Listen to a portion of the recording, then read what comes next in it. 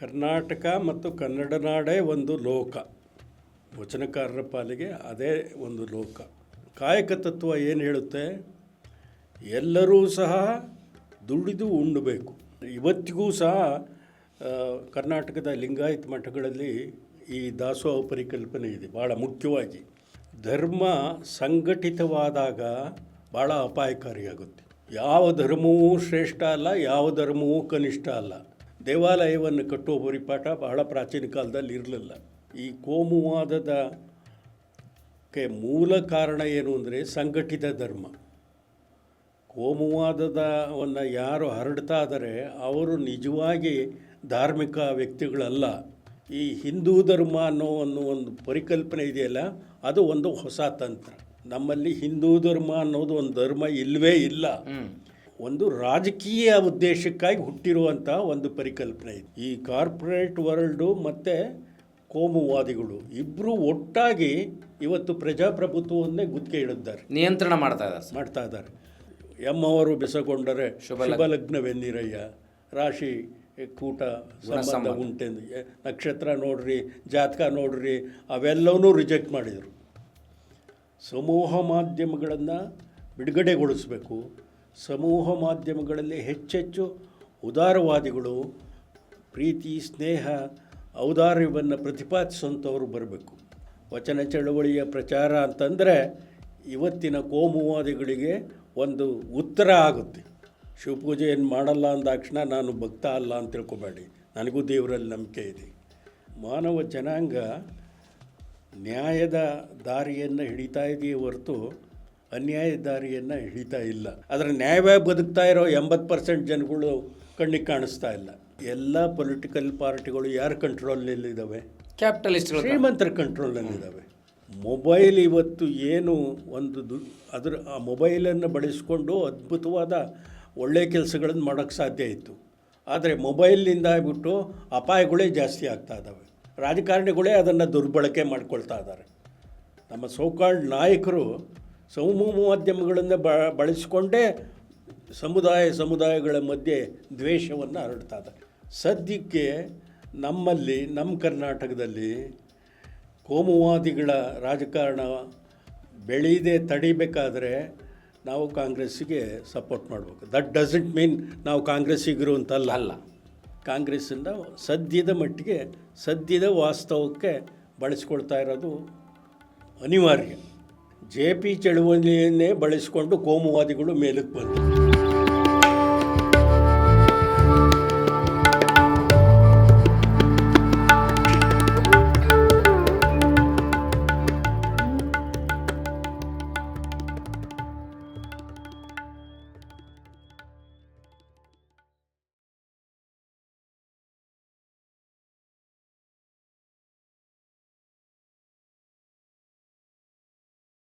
ಆತ್ಮೇರೆ, ಶರಣಾರ್ಥಿ.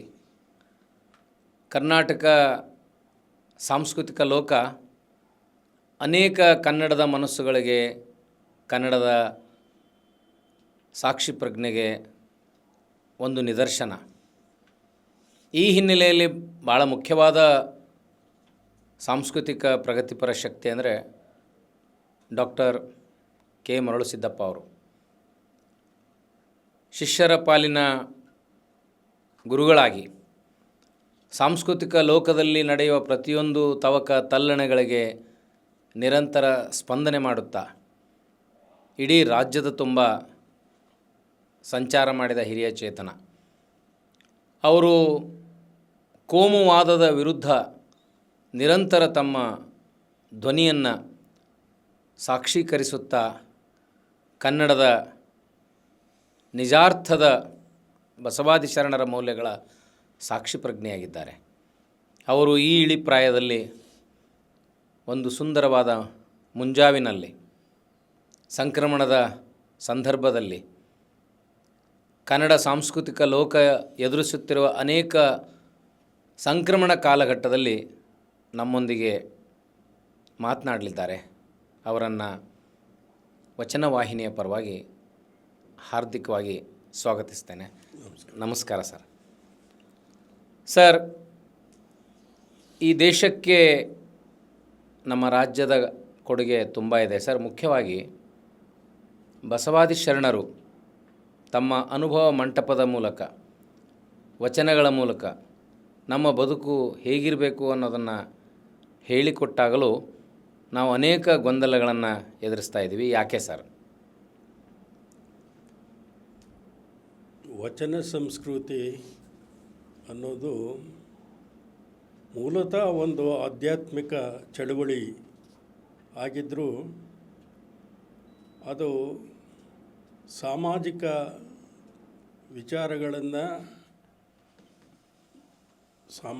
ವಿಚಾರಗಳ ಮೂಲಕವೇ ಆಧ್ಯಾತ್ಮಿಕ ಚಳುವಳಿಯನ್ನು ಕಟ್ಟಿದಂಥ ಒಂದು ಮಹತ್ತರ ಸಾಂಸ್ಕೃತಿಕ ಚಳುವಳಿ 12ನೇ ಶತಮಾನದಲ್ಲಿ ಕನ್ನಡ ನಾಡಿನಲ್ಲಿ ನಡೆಯಿತು. ಅದು ಲೋಕದಲ್ಲೆಲ್ಲ ಹಬ್ಬಲಿಲ್ಲ ಅಂತ ಜನ ಮಾತಾಡ್ಬೋದು, ಆದರೆ ಆವತ್ತಿನ ಮಟ್ಟಿಗೆ ಕರ್ನಾಟಕ ಮತ್ತು ಕನ್ನಡ ನಾಡೇ ಒಂದು ಲೋಕ. ವಚನಕಾರರ ಪಾಲಿಗೆ ಅದೇ ಒಂದು ಲೋಕ. ಇವತ್ತಿನ ಥರದಲ್ಲಿ ಈ ಗಡಿಯನ್ನೆಲ್ಲ ಮೀರಿ ಹಬ್ಬಬೇಕಾದ ಅಗತ್ಯ ಏನಿಲ್ಲ. ನಾನು ವಚನ ಚಳವಳಿಯನ್ನು ಅಥವಾ ಶರಣ ಚಳವಳಿಯನ್ನು ನೆನಪು ಮಾಡಿದಾಗಲೆಲ್ಲ ಇವತ್ತಿಗೂ ಅದರ ಪ್ರಸ್ತುತತೆ ಏನು ಅನ್ನೋದನ್ನು ಕುರಿತು ಯೋಚನೆ ಮಾಡಿದರೆ 3 ಮೂಲ ತತ್ವಗಳು ಶರಣ ಚಳವಳಿಯಲ್ಲಿ ಇವತ್ತಿಗೂ ಬಹಳ ಮುಖ್ಯವಾಗಬಹುದಾದಂತಹ ತತ್ವಗಳು. ಒಂದು ಕಾಯಕ ತತ್ವ, ಇನ್ನೊಂದು ದಾಸೋಹ ಪರಿಕಲ್ಪನೆ, ಮತ್ತೊಂದು ಇಷ್ಟಲಿಂಗ ಪರಿಕಲ್ಪನೆ. ಈ 3 ಸಹ ಇವತ್ತಿಗೂ ಭಾಳ ಮುಖ್ಯ. ಕಾಯಕ ತತ್ವ ಏನು ಹೇಳುತ್ತೆ? ಎಲ್ಲರೂ ಸಹ ದುಡಿದು ಉಣ್ಣಬೇಕು, ದುಡಿದು ಬೆವರನ್ನು ಹರಿಸಿ ಕೆಲಸ ಮಾಡದೆ ಯಾರಿಗೂ ಕಾಯಕ ದೇಹವನ್ನು ದುಡಿಸಿ ಕೆಲಸ ಮಾಡದೆ ಯಾರಿಗೂ ಬದುಕೋದಕ್ಕೆ ಹಕ್ಕಿಲ್ಲ. ಎಲ್ಲರೂ ದುಡಿಬೇಕು. ಒಂದು ಅದರ ಇದು ದುಡಿದದ್ದನ್ನು ತನಗೆ ಎಷ್ಟು ಬೇಕೋ ಅಷ್ಟನ್ನು ಇಟ್ಕೊಂಡು ಇನ್ನುಳಿದದ್ದನ್ನು ಸಮಾಜಕ್ಕೆ ಕೊಡಬೇಕು. ಅದು 2ನೇ ತತ್ವ. ಅಂದರೆ ಸಂಗ್ರಹಕ್ಕೆ ಅವಕಾಶ ಇಲ್ಲ. ಅವನು ದೊಡ್ಡ ಶ್ರೀಮಂತ ಇರ್ಬೋದು, ಒಬ್ಬ ಸಾಮಾನ್ಯ ಆಯ್ದಕ್ಕಿ ಮಾರಾಯನಂತ ಒಬ್ಬ ಬಡವ ಇರ್ಬೋದು. ಅವರಿಬ್ಬರೂ ಸಹ ದುಡಿತಾರೆ. ದುಡಿದು ಅವ್ರಿಗೆ ಅಗತ್ಯಕ್ಕೆ, ದೈನಂದಿನ ಅಗತ್ಯಕ್ಕೆ ಎಷ್ಟು ಬೇಕೋ ಅಷ್ಟನ್ನು ಇಟ್ಕೊಂಡು ಇನ್ನುಳಿದದ್ದನ್ನು ಸಮಾಜಕ್ಕೆ ವಿತರಿಸ್ತಾರೆ. ಒಂದು ಮಾತು ಬರುತ್ತೆ, ಬಸವಣ್ಣವರು 1,00,000 ಮೇಲೆ 96,000 ನಿತ್ಯ ಗಣಗಳಿಗೆ ಊಟಕ್ಕೆ ಹಾಕ್ತಾಯಿದ್ರು ಅಂಥೇಳಿ ಹಾಡುಗಳಿದ್ದಾವೆ. 1,00,000 ಮೇಲೆ 96,000 ಜನಕ್ಕೆ ಊಟಕ್ಕೆ ಹಾಕ್ತಾಯಿದ್ರು, ಬಿಡ್ತಿದ್ರು. ಸಾವಿರಾರು ಜನಗಳು ಹಾಕ್ತಿದ್ರು, ಮಹಾಮನೆಯಲ್ಲಿ ಊಟ ಮಾಡ್ತಾಯಿದ್ರು ಅನ್ನೋದು ಮಾತ್ರ ಸತ್ಯ. ಅದಕ್ಕೆಲ್ಲ ಎಲ್ಲಿಂದ ಹಣ ಬರುತ್ತೆ? ಆಗಿನ ಕಾಲದಲ್ಲೇ ಆ ಪ್ರಶ್ನೆ ಎದ್ದು ಬಸವಣ್ಣವ್ರ ಮೇಲೆ ಒಂದು ಆಪಾದನೆ ಬರುತ್ತೆ. ಬಿಜ್ಜಳನ ಭಂಡಾರವನ್ನು ಬಳಸಿಕೊಂಡು ಅವರು ಸಾವಿರಾರು ಜನಗಳಿಗೆ ಮಹಾಮನೆಯಲ್ಲಿ ಊಟಕ್ಕೆ ಹಾಕ್ತಾಯಿದ್ರು ಅಂತ. ಆದರೆ ವಾಸ್ತವ ಏನು ಅಂತಂದರೆ, ಕಾಯಕ ತತ್ವದ ಪ್ರಕಾರ ಎಲ್ಲರೂ ದುಡಿದು ಉಣ್ಣಬೇಕು, ತಮಗೆ ಎಷ್ಟು ಬೇಕೋ ಅಷ್ಟನ್ನು ಇಟ್ಕೊಂಡು ಮಿಕ್ಕದ್ದನ್ನು ಸಮಾಜಕ್ಕೆ ಕೊಡಬೇಕು. ಹಾಗಾದ್ದರಿಂದ ಅನೇಕ ಜನ ಶ್ರೀಮಂತರು ಎಲ್ಲರೂ ಕಷ್ಟಪಟ್ಟು ಕೆಲಸ ಮಾಡ್ತಾಯಿದ್ರು. ಅದರಿಂದಾಗಿ ಸಂಪತ್ತು ಜಾಸ್ತಿ ಆಗ್ತಿತ್ತು. ಜಾಸ್ತಿಯಾದ ಸಂಪತ್ತನ್ನೆಲ್ಲ ಮಹಾಮನೆಗೆ ಅವರು ಕೊಡ್ತಾಯಿದ್ರು. ಮಹಾಮನೆ ಆ ರೀತಿ ನಡೀತಾ ಇದ್ದದ್ದು. ಬಿಜ್ಜಳನ ಭಂಡಾರ ಕದಿಯೋ ಪ್ರಶ್ನೆನೇ ಬರಲಿಲ್ಲ. ಬಿಜ್ಜಳನಿಗೂ ಬೇಕಾದರೂ ಕೊಡ್ಬೋದು. ಹೌದು. ಯಾಕೆ ಅಂತಂದರೆ ಒಟ್ಟು ಸಮಾಜದಲ್ಲಿ ಎಲ್ಲರೂ ದುಡಿದು ಮಿಕ್ಕದ್ದನ್ನೆಲ್ಲ ಅವರು ಸಮಾಜಕ್ಕೆ ಕೊಡೋದಾದರೆ ಬಿಜ್ಜಳನ ಭಂಡಾರ ಯಾಕೆ ಆಗಬೇಕು? ಅದಕ್ಕಾಗೆ ಬಿಜ್ಜಳನ ಭಂಡಾರ ಎನಗೆ ಕಯ್ಯ ಅನ್ನೋ ಮಾತನ್ನು ಬಸವಣ್ಣವ್ರು ಹೇಳ್ತಾರೆ. ಆನೆ ಬಿಜ್ಜಳಂಗಂಜುವೆನೆ ಅನ್ನೋ ಮಾತನ್ನು ಹೇಳ್ತಾರೆ. ಅದರಿಂದ ಕಾಯಕ ತತ್ವ ಬಹುಶಃ ಮಾರ್ಕ್ಸ್ವಾದ ಏನು ಹೇಳುತ್ತೆ ಅದನ್ನೇ ಕಾಯಕ ತತ್ವ 12ನೇ ಶತಮಾನದಲ್ಲಿ ಹೇಳಿದ್ದು. ಮಾರ್ಕ್ಸ್ವಾದಕ್ಕಿಂತಲೂ ಮೊದಲು, ಇನ್ನೂ ಮುಂದಿಂದು, ಇನ್ನೂ ಅದರ ಇದು ಮಾರ್ಕ್ಸ್ವಾದದಲ್ಲಿ ಒಂದು ಬಗೆ ಒತ್ತಾಯ ಇದೆ. ಇಲ್ಲಿ ಒತ್ತಾಯ ಅಲ್ಲ, ಎಲ್ಲರೂ ಸ್ವಇಚ್ಛೆಯಿಂದ ಅದನ್ನು ಅನುಸರಿಸ್ತಾ ಇದ್ದರು. ಮತ್ತೊಂದು ದಾಸೋಹದ ಪರಿಕಲ್ಪನೆಯೂ ಅಷ್ಟೇ.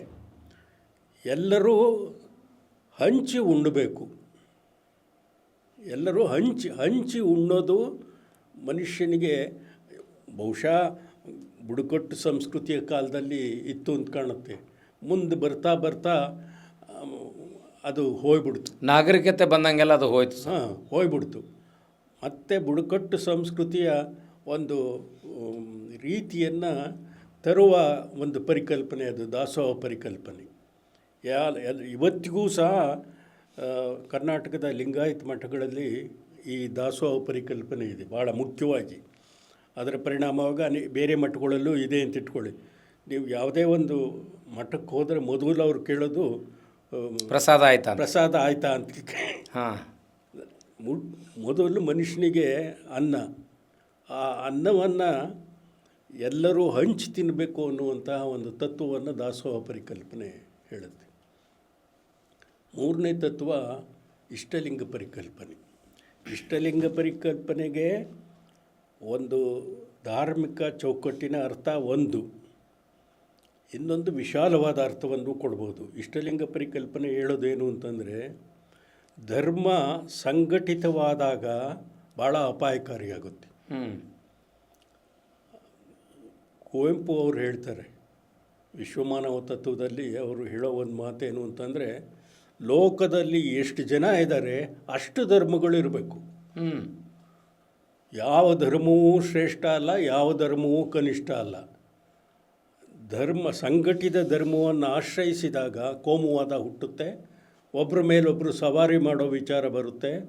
ಸಂಘಟಿತ ಧರ್ಮವನ್ನು ಎಲ್ಲಿವರೆಗೆ ನಾವು ನಿರಾಕರಿಸೋದಿಲ್ಲೋ ಅಲ್ಲಿವರೆಗೂ ಧರ್ಮ ನಿಜವಾದ ಅರ್ಥದಲ್ಲಿ ಪ್ರಜಾಪ್ರಭುತ್ವದ ಅನುಸಾರ ಅಲ್ಲ. ಇಷ್ಟಲಿಂಗ ಪರಿಕಲ್ಪನೆ ಏನು ಮಾಡ್ತು ಅಂದರೆ, ದೇವಾಲಯ ನಮ್ಮ ಸಂಸ್ಕೃತಿಯ ವಿಕಾಸದ ಯಾವುದೋ ಒಂದು ಘಟ್ಟದಲ್ಲಿ ಬಂದದ್ದು. ಅದಕ್ಕಿಂತ ಮುಂಚೆ ಜನ ಪ್ರಕೃತಿಯನ್ನು ಆರಾಧಿಸ್ತಾ ಇದ್ದು. ಸೂರ್ಯ, ಚಂದ್ರ, ಗಿಡ, ಮರ, ನದಿ ದಡದಲ್ಲೇ ಯಜ್ಞಯಾಗಾದಿಗಳನ್ನು ಮಾಡ್ತಾಯಿದ್ರು. ದೇವಾಲಯವನ್ನು ಕಟ್ಟುವ ಪರಿಪಾಠ ಬಹಳ ಪ್ರಾಚೀನ ಕಾಲದಲ್ಲಿ ಇರಲಿಲ್ಲ. ದೇವಾಲಯ ಯಾವಾಗ ಬಂತು ಅಂತಂದರೆ, ಧರ್ಮಗಳನ್ನು ಹೊರಟಾಗ ದೇವಾಲಯ ಬಂತು. ದೇವಾಲಯ ಬಂತು ಅಂದರೆ ಅಲ್ಲಿ ಒಬ್ಬ ಪೂಜಾರಿ ಹುಟ್ಕೊಳ್ತಾನೆ. ದೇವರು ಮತ್ತು ಮನುಷ್ಯರ ಮಧ್ಯದಲ್ಲಿ ಒಬ್ಬ ಮಧ್ಯವರ್ತಿ, ಏಜೆಂಟ್ ಥರ, ಪುರೋಹಿತ, ಪೂಜಾರಿ. ಅಲ್ಲಿ ಎಕ್ಸ್ಪ್ಲಾಯ್ಟೇಷನ್ ಶುರುವಾಗುತ್ತೆ. ಈ ಎಕ್ಸ್ಪ್ಲಾಯ್ಟೇಷನ್ ಕೊನೆಗಾಣಿಸ್ಬೇಕಾದ್ರೆ, ಧಾರ್ಮಿಕ ಶೋಷಣೆಯನ್ನು ತಪ್ಪಬೇಕಾದ್ರೆ ಧರ್ಮವನ್ನು ವಿಕೇಂದ್ರೀಕರಣಗೊಳಿಸಬೇಕು. ನಿಮ್ಮ ದೇವರು ನಿಮ್ಮ ಎದೆ ಮೇಲೆ ಇರುತ್ತೆ. ನೀವು ದಿವಸಕ್ಕೆ 2 ಸಾರಿನೋ 3 ಸಾರಿನೋ ನೀವೇ ಪೂಜೆ ಮಾಡ್ಕೊಳ್ಳೋದು. ಯಾವುದೇ ದೇವಸ್ಥಾನಕ್ಕೆ ಹೋಗಬೇಕಾಗಿಲ್ಲ, ಪುರೋಹಿತರನ್ನು ಆಶ್ರಯಿಸಬೇಕಾಗಿಲ್ಲ. ಇದು ಧರ್ಮವನ್ನು ಡಿಸೆಂಟ್ರಲೈಸ್ ಮಾಡಿದಂತಹ ಒಂದು ಅಭೂತಪೂರ್ವವಾದಂತಹ ತತ್ವ. ಅದು 12ನೇ ಶತಮಾನದಲ್ಲಿ ವಚನಕಾರರು ಅದನ್ನು ಪ್ರತಿಪಾದಿಸಿದರು. ಅವರು ಎನ್ನ ಕಾಲೇ ಕಂಬ, ದೇಹವೇ ದೇಗುಲ, ಶಿರವನ್ನ ಕಳಶವಯ್ಯ ಅನ್ನೋ ಮಾತನ್ನು ಬಸವಣ್ಣ ಆ ಥರದ ವಚನಗಳನ್ನು ಎಲ್ಲ ವಚನಕಾರರು ಹೇಳಿದ್ದಾರೆ. ಅದರಿಂದ ಇವತ್ತೇನು ದೇಶದಲ್ಲಿ ನಡೀತಾ ಇದೆ ಕೋಮುವಾದ, ಈ ಕೋಮುವಾದದಕ್ಕೆ ಮೂಲ ಕಾರಣ ಏನು ಅಂದರೆ ಸಂಘಟಿತ ಧರ್ಮ. ಕೋಮುವಾದವನ್ನು ಯಾರು ಹರಡ್ತಾ ಇದ್ದಾರೆ ಅವರು ನಿಜವಾಗಿ ಧಾರ್ಮಿಕ ವ್ಯಕ್ತಿಗಳಲ್ಲ. ಅವರು ಮೂಲತಃ ಶೋಷಕರು. ಕೋಮುವಾದದ ವೇಷದಲ್ಲಿ ಜನಗಳನ್ನು ಒಗ್ಗೂಡಿಸೋದನ್ನು ತಡೆದು ಒಬ್ಬರನ್ನು ಇನ್ನೊಬ್ಬರ ವಿರುದ್ಧ ಎತ್ತುಗಟ್ಟಿ ತಮ್ಮ ಶ್ರೀಮಂತಿಕೆಯನ್ನು, ತಮ್ಮ ಪ್ರಾಬಲ್ಯವನ್ನು ಉಳಿಸ್ಕೊಳ್ಳೋದಕ್ಕೆ ಕೋಮುವಾದವನ್ನು ಬಳಸ್ಕೊಳ್ತಾ ಇದ್ದಾರೆ. ಇಂತಹ ಒಂದು ಸಾಧ್ಯತೆಯನ್ನು 12ನೇ ಶತಮಾನದಲ್ಲೇ ವಚನಕಾರರು ಕಂಡುಕೊಂಡರು. ಅದರಿಂದ ಸಂಘಟಿತ ಧರ್ಮ ಮತ್ತು ದೇವಾಲಯ ಸಂಘಟಿತ ಧರ್ಮದ ಸಂಕೇತ. ಅದರಿಂದ ದೇವಾಲಯವನ್ನು ಮತ್ತು ಪುರೋಹಿತಶಾಹಿಯನ್ನು ವಿರೋಧಿಸಬೇಕಾದ್ರೆ ಧರ್ಮವನ್ನು ವಿಕೇಂದ್ರೀಕರಣಗೊಳಿಸಬೇಕು. ಇಷ್ಟಲಿಂಗ ಪರಿಕಲ್ಪನೆ ಆ ರೀತಿಯಲ್ಲಿ ಒಂದು ಭಾಳ ದೊಡ್ಡ ತತ್ವ. ನಾನು ಅದು ಹೇಳಿದಂತೆ ದೇವರಲ್ಲಿ ನಂಬದೇ ಇದ್ದರೂ ಸಹ ಒಂದು ಆದರ್ಶ ಸಮಾಜ, ವಿಕೇಂದ್ರೀಕರಣಗೊಂಡಂತಹ ಆದರ್ಶ ಸಮಾಜವನ್ನು ಅದು ಪ್ರತಿಪಾದಿಸುತ್ತೆ ಇಷ್ಟಲಿಂಗ ಪರಿಕಲ್ಪನೆ. ಧಾರ್ಮಿಕನಲ್ಲಿ ಅದಕ್ಕೆ ಪೂರಕವಾಗಿ ವಚನಗಳು ಇವತ್ತಿಗೂ ನಮಗೆ ಸಾಕ್ಷಿಯಾಗಿಬಿಡುದಲ್ಲ ಸರ್. ಗಾಂಧೀಜಿ ಹೇಳಿದ್ದು ಗ್ರಾಮ ಸ್ವರಾಜ್ಯ ಅಂತ ಹೇಳಿದ್ರು. ಗಾಂಧೀಜಿ ಅವರು ಸರ್ವೋದಯದ ಪರ, one nation, one religion, one election, one language, ಈ ಥರ ಹೇಳಲಿಲ್ಲ ಗಾಂಧೀಜಿ. ಒಂದೊಂದು ಹಳ್ಳಿಯೂ ಒಂದೊಂದು ಸಂಪೂರ್ಣ ಸ್ವತಂತ್ರ ಘಟಕ. ಅದರಿಂದ ಗ್ರಾಮ ಮಟ್ಟದಿಂದ ಸ್ವರಾಜ್ಯ ತಲುಪಬೇಕು.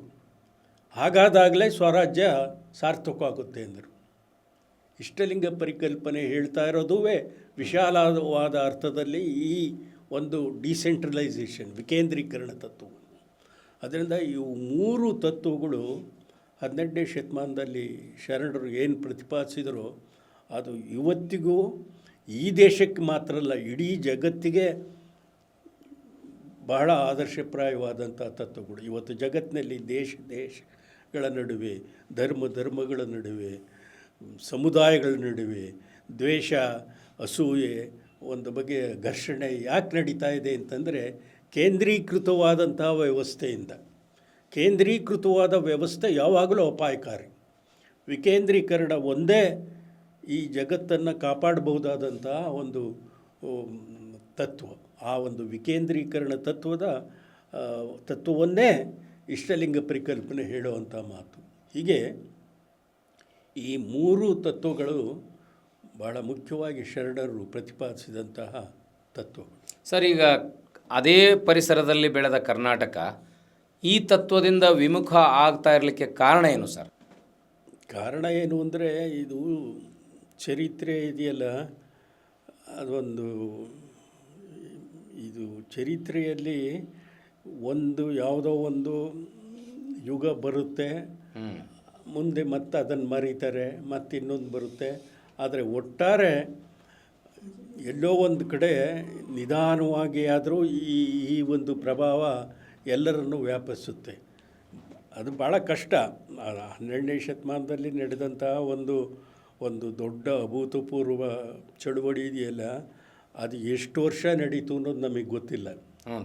ನಾನು ಸುಮ್ಮನೆ ಊಹೆ ಮಾಡೋದಾದರೆ ಮ್ಯಾಕ್ಸಿಮಮ್ ಅಂದರೆ ಒಂದು 25-30 ವರ್ಷ ಅದು ಒಂದು ದೊಡ್ಡ ಜ್ವಾಲೆಯಾಗಿರ್ಬೋದು.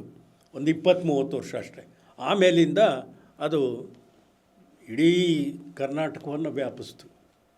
ಸರ್, ಇವತ್ತಿನ ಸಂದರ್ಭ ಇಷ್ಟು ಕಲುಷಿತವಾಗಲಿಕ್ಕೆ ಕಾರಣ ಏನು ಸರ್? ವಿಚಾರವಾದಿಗಳನ್ನು ನಕ್ಸಲ್ಸ್ ಅಂತ ಕರೆಯೋ ಮಟ್ಟಕ್ಕೆ ಇವ್ರು ಬೆಳೆದ್ರಲ್ಲ, ಏನು ಕಾರಣ ಇರ್ಬೋದು? ಇದು ಪುರೋಹಿತಶಾಹಿ ಅನ್ನೋದು ಇದೆಯಲ್ಲ, ಅದೊಂದು ಭಾಳ ದೊಡ್ಡ ಘಟಸರ್ಪ ಇದ್ದಾಗೆ. ಅದು ಭಾಳ ಕಾಲ ಅದು ಒಂದಲ್ಲ ಒಂದು ಹೊಸ ವೇಷ ಹಾಕಿಕೊಂಡು ಮತ್ತೆ ಬರುತ್ತೆ. ಇವತ್ತು ಏನಾಗ್ತಾ ಇದೆ, ಬ್ರಿಟಿಷ್ನವ್ರ ಕಾಲದಲ್ಲಿ ಬ್ರಿಟಿಷ್ನರ ಜೊತೆಯಲ್ಲಿ ಹೊಂದಾಣಿಕೆ ಮಾಡಿಕೊಂಡು ಯಾರು ಅಧಿಕಾರ ಸೂತ್ರವನ್ನು ಹಿಡಿದಿದ್ರು, ಇಸ್ಲಾಂ ಧರ್ಮ ಮುಸ್ಲಿಮರು ಆಡಳಿತವನ್ನು ನಡೆಸ್ತಾ ಇದ್ದಾಗ ಅವರ ಆಸ್ಥಾನದಲ್ಲೇ ಅವರೇ ಇದ್ದರು. ಇವತ್ತು ಪ್ರಜಾಪ್ರಭುತ್ವ ಬಂದಾಗ ಸ್ವಲ್ಪ ಮೊದಲ ಕೆಲವು ವರ್ಷಗಳ ಕಾಲ ಅವ್ರಿಗೆ ಹಿನ್ನಡೆ ಆಯಿತು, ಇದಾಯಿತು, ತಡೆ ಆಯಿತು. ಅದಕ್ಕಾಗಿ ಒಂದು ಹೊಸ ತಂತ್ರವನ್ನು ಹುಟ್ಟಾಕಿದರು. ಈ ಹಿಂದೂ ಧರ್ಮ ಅನ್ನೋ ಒಂದು ಪರಿಕಲ್ಪನೆ ಇದೆಯಲ್ಲ, ಅದು ಒಂದು ಹೊಸ ತಂತ್ರ. ನಮ್ಮಲ್ಲಿ ಹಿಂದೂ ಧರ್ಮ ಅನ್ನೋದು ಒಂದು ಧರ್ಮ ಇಲ್ಲವೇ ಇಲ್ಲ. ಇಲ್ಲದೇ ಇರೋ ಒಂದು ಧರ್ಮವನ್ನು ಯಾವುದೋ ಕಾಲದಲ್ಲಿ ಯಾರೋ ಸಿಂಧೂ ನದಿಗೆ ಸಂಸ್ಕೃತಿ ಅಂತ ಹೇಳೋದ್ರ ಬದಲು ಹಿಂದೂ ಅಂತೇಳಿ ಹೇಳಿದರು ಅಂತೇಳಿ ಅದು ಮುಸ್ಲಿಮ್ಸು ವಾಸ್ತವವಾಗಿ ಹಿಂದೂ ಅನ್ನೋ ಪದವನ್ನು ಮೊದಲು ಬಳಸೋರು. ನಮ್ಮ ಯಾವುದೇ ಸ್ಕ್ರಿಪ್ಚರ್ಸಲ್ಲಿ ಹಿಂದೂ ಅನ್ನೋ ಪದ ಇಲ್ಲ. ಹಿಂದೂ ಅನ್ನೋದು ಒಂದು ಧರ್ಮವೇ ಅಲ್ಲ ಅಂಥೇಳಿ ಸ್ವತಃ ರಾಧಾಕೃಷ್ಣನ್ನು, ಹಿರಣ್ಣಯ್ಯ ಇಂಥ ದೊಡ್ಡ ತತ್ವಶಾಸ್ತ್ರಜ್ಞರು ಹೇಳ್ತಾರೆ. ಅದೊಂದು ಜೀವನ ವಿಧಾನವೇ ಹೊರತು ಅದೊಂದು ಧರ್ಮ ಅಲ್ಲ ಅಂತ. ಈಗ ಅದೊಂದು ಧರ್ಮ ಅಂತೇಳಿ ಮಾಡಿಬಿಟ್ಟು ಅದಕ್ಕೆ ಒಂದು ವಿರೋಧಿಯನ್ನು ಕಲ್ಪಿಸಿ ಒಂದು ರಾಜಕೀಯ ಉದ್ದೇಶಕ್ಕಾಗಿ ಹುಟ್ಟಿರುವಂಥ ಒಂದು ಪರಿಕಲ್ಪನೆ ಇದು. ರಾಜಕೀಯವಾಗಿ ಮತ್ತೆ ಅಧಿಕಾರವನ್ನು ಹಿಡಿದು ಇಡೀ ಒಟ್ಟು ಸಮುದಾಯವನ್ನು ಆಳಬೇಕು ಅನ್ನೋ ಆಸೆಗೆ ಇಂಥ ಒಂದು ಕಲ್ಪನೆಯನ್ನು ಹುಟ್ಟಾಕಿದ್ದಾರೆ. ಇಡೀ ದೇಶದಲ್ಲಿ ಮೂಢನಂಬಿಕೆ ಮತ್ತು ದೇವರ ಬಗ್ಗೆ ನಂಬಿಕೆ ಇವೆಲ್ಲ ತಾಂಡವಾಡ್ತಾ ಇರುವಾಗ ಅದನ್ನು ಕೃತ್ರಿಮವಾಗಿ ಬಳಸಿಕೊಂಡು ಇವತ್ತು ಅವರು ಈ ಒಂದು ಅದಕ್ಕಾಗಿ ಕುವೆಂಪು ಭಾಳ ಅದ್ಭುತವಾದ ಒಂದು ಇದನ್ನು ಹೇಳಿದರು. ಇವತ್ತೇನಾದರೂ ಪ್ರಪಂಚ ಉಳಿಬೇಕಾದ್ರೆ ಅದನ್ನು ಇತ್ತೀಚೆಗೆ ಹರಾರೆ ಎನ್ನುವಂಥ ಒಬ್ಬ ಇಸ್ರೇಲ್ನ ಫಿಲಾಸಫರ್ ಸಹ ಅದನ್ನು ಹೇಳ್ತಾ ಇದ್ದಾನೆ. ಇಡೀ ಪ್ರಪಂಚಕ್ಕೆ ಒಂದು ಸಂಸ್ಕೃತಿ, ಒಂದು ಮಾನವ ಧರ್ಮ ಹುಟ್ಟಿದ ಹೊರತು ಈ ಪ್ರಪಂಚಕ್ಕೆ ಭವಿಷ್ಯ ಇಲ್ಲ ಅನ್ನೋ ಮಾತನ್ನು, ಕುವೆಂಪು ಹೇಳಿದ ಮಾತನ್ನು ಇನ್ನೊಂದು ಥರದಲ್ಲಿ ಹರಾರೆ ಹೇಳ್ತಾ ಇದ್ದಾನೆ. ಇವತ್ತು ಧರ್ಮಗಳು ಮಾತ್ರ ಅಲ್ಲ, ಈ ರಾಷ್ಟ್ರ ಪ್ರೇಮ ಅನ್ನೋದೇ ಒಂದು ದೊಡ್ಡ ಹುಸಿ ಕಲ್ಪನೆ ಅಡ್ಡಿಯಾಗಿದೆ ಮನುಷ್ಯರು ಒಂದಾಗೋದಕ್ಕೆ. ರಾಷ್ಟ್ರ ಪ್ರೇಮದ ಹೆಸರಿನಲ್ಲಿ ಜನಗಳನ್ನು ಒಬ್ರಿಗೊಬ್ರಿಗೆ ಕಚ್ಚಾಡಿಸ್ತಾ ಇದ್ದಾರೆ. ಇಸ್ರೇಲು ಮತ್ತು ರಷ್ಯಾ ಇವೆಲ್ಲವೂ ಆ ಮಧ್ಯಪ್ರಾಚ್ಯ ದೇಶಗಳಿದಾವಲ್ಲ, ಅವೆಲ್ಲವೂ ಒಂದು ಕಾಲದಲ್ಲಿ ಒಂದೇ ದೇಶ ಆಗಿದ್ದವು. ಆದರೆ ರಾಜಕಾರಣಿಗಳು ಈ ಭೇದ ಭಾವವನ್ನು ಹುಟ್ಟಾಕ್ತಾ ಇದ್ದಾರೆ. ಆದ್ದರಿಂದ ಇವತ್ತು ಪ್ರಪಂಚಕ್ಕೆ ಏನಾದರೂ ಭವಿಷ್ಯ ಇದೆ ಅಂತಂದರೆ ಆ ಭವಿಷ್ಯ ಇರೋದು ಎಲ್ಲ ಸಮುದಾಯಗಳು ಒಟ್ಟಾಗಿ ಪ್ರೀತಿ, ಸ್ನೇಹ, ವಿಶ್ವಾಸದ ಆಧಾರದ ಮೇಲೆ ಬದುಕೋದ್ರಲ್ಲಿ. ಎಲ್ಲ ದೇಶಗಳು ಒಂದು ಸ್ನೇಹದ ಮಾರ್ಗವನ್ನು ಕಂಡುಕೊಳ್ಬೇಕು. ಹಾಗೆ ಕಂಡುಕೊಳ್ಳೋಕೆ ಸಾಧ್ಯವಾದರೆ ಮಾತ್ರ ಉಳಿವಿರೋದು. ಅದನ್ನು ನಾನು ಈಗಾಗಲೇ ಹೇಳಿದಂತೆ 12ನೇ ಶತಮಾನದಲ್ಲಿ ಶರಣರು ವಿಶಾಲವಾದ ಅರ್ಥದಲ್ಲಿ ಪ್ರತಿಪಾದಿಸಿದ ತತ್ವವೇ ಅದು. ಮಾನವೀಯತೆಯ ಕಲ್ಪನೆಯನ್ನು ಕುವೆಂಪು ಅವರು ಕೊಟ್ಟಿದ್ದಾರೆ. ಕುವೆಂಪು ಜನಾಂಗದವರು ಆ ಹಾದಿಯಲ್ಲಿ ನಡೀತಾ ಇಲ್ಲ. ಬಸವಣ್ಣನವರು ಆ ಪರಿಕಲ್ಪನೆಯನ್ನು ಕೊಟ್ಟಿದ್ದಾರೆ, ಅಂಬೇಡ್ಕರ್ ಅವರು ಕೊಟ್ಟಿದ್ದಾರೆ. ಇಷ್ಟು ದೊಡ್ಡ ಸಮುದಾಯಗಳು ಈ ಮೂಲ ತತ್ವಗಳಿಂದ ವಿಮುಖ ಆಗಲಿಕ್ಕೆ ಏನು ಕಾರಣ ಇರ್ಬೋದು ಸರ್? ಅವ್ರು ಕೊಟ್ಟಿರೋದು ಸರಿಯೇ, ಆದರೆ ಅದನ್ನು ತಪ್ಪಾಗಿ ವ್ಯಾಖ್ಯಾನ ಮಾಡೋರು ಮತ್ತು ತಮ್ಮದೇ ಆದಂಥ ಒಂದು ಸೋಕಾಲ್ಡ್ ಸನಾತನ ಧರ್ಮ ಅನ್ನೋ ಒಂದು ಕಲ್ಪಿತ ಧರ್ಮವನ್ನು ಪ್ರಚಾರ ಮಾಡೋರು ಜನಗಳನ್ನು ಈ ರೀತಿ ಒಡೆದಾಳ್ತಾ ಇದ್ದಾರೆ. ಇದರ ನಿಯಂತ್ರಣದ ಮಾರ್ಗ ಏನು ಸರ್? ಮಾರ್ಗ ಏನಿಲ್ಲ, ಇದು ಹೀಗೆ ಚರಿತ್ರೆಯಲ್ಲಿ ನನ್ನ ಒಂದು ಬಲವಾದ ನಂಬಿಕೆ ಏನು ಅಂತಂದರೆ, ಮನುಷ್ಯನಿಗೆ ಅಂತರಂಗದಲ್ಲಿ ಈ ಎಲ್ಲದನ್ನು ದಾಟಿ ಒಂದಾಗುವ ಕಡೆ ಇದೆಯೇ ಹೊರತು ಛಿದ್ರವಾಗೋ ಕಡೆ ಇಲ್ಲ. ನೀವು ನೋಡಿ ಚರಿತ್ರೆಯನ್ನು, ಮೊದಲು ಟ್ರೈಬ್ಸ್, ಒಂದೊಂದು ಸಣ್ಣ ಸಣ್ಣ ಟ್ರೈಬ್ಗಳು, ಬುಡಕಟ್ಟುಗಳಿತ್ತು. ಆ ಬುಡಕಟ್ಟುಗಳೇ ದೊಡ್ಡದಾಗಿ ಜಾತಿಗಳು, ಧರ್ಮಗಳು ಆಗಿ ಬೆಳೆದವು. ಚಿಕ್ಕ ಚಿಕ್ಕ ಸಂಸ್ಥಾನಗಳಾದವು. ಆಮೇಲೆ ಈಗ ರಾಷ್ಟ್ರ ಕಲ್ಪನೆ ಬಂತು. ಈ ದಾರಿ ಇದೆಯಲ್ಲ, ರಾಷ್ಟ್ರ ಕಲ್ಪನೆಯೂ ತಾತ್ಕಾಲಿಕವಾದದ್ದು. ಇಡೀ ಜಗತ್ತೇ ಮಾನವ ಜನಾಂಗವೇ ಒಗ್ಗೂಡುವ ದಾರಿಯಲ್ಲಿ ಈ ರಾಷ್ಟ್ರ ಕಲ್ಪನೆ ಒಂದು ನಿಲ್ದಾಣ. ಇಡೀ ಮಾನವ ಜನಾಂಗ ಒಗ್ಗೂಡುತ್ತೆ. ಆದರೆ ಅಷ್ಟರ ಮಧ್ಯದಲ್ಲೇ ಕೆಲವು ವಿಘ್ನ ಸಂತೋಷಗಳು ಇಡೀ ಜಗತ್ತನ್ನೇ ನಾಶ ಮಾಡಿದರೂ ಏನು ಆಶ್ಚರ್ಯ ಇಲ್ಲ. ಯಾಕೆಂದರೆ ಎಂತೆಂಥ ಮಾರಕಾಸ್ತ್ರಗಳನ್ನು ಕಂಡುಹಿಡಿದಿದ್ದಾರೆ ಜಗತ್ತಿನಲ್ಲಿ ಅಂತಂದರೆ ಈ ಪ್ರಪಂಚಕ್ಕೆ ಭವಿಷ್ಯ ಇದೆಯೇನೋ ಅನುಮಾನ ಕಾಡುತ್ತೆ. ಯಾಕೆ ನೋಡಿ, ಒಂದು ಕಡೆ ವೇದ ಉಪನಿಷತ್ತುಗಳಿಂದ ವಚನಕಾರರು, ದಾಸರು, ತತ್ವಪದಕಾರರು, ಈ ಥರದ ಒಂದು ಮಾರ್ಗ ಇದೆ.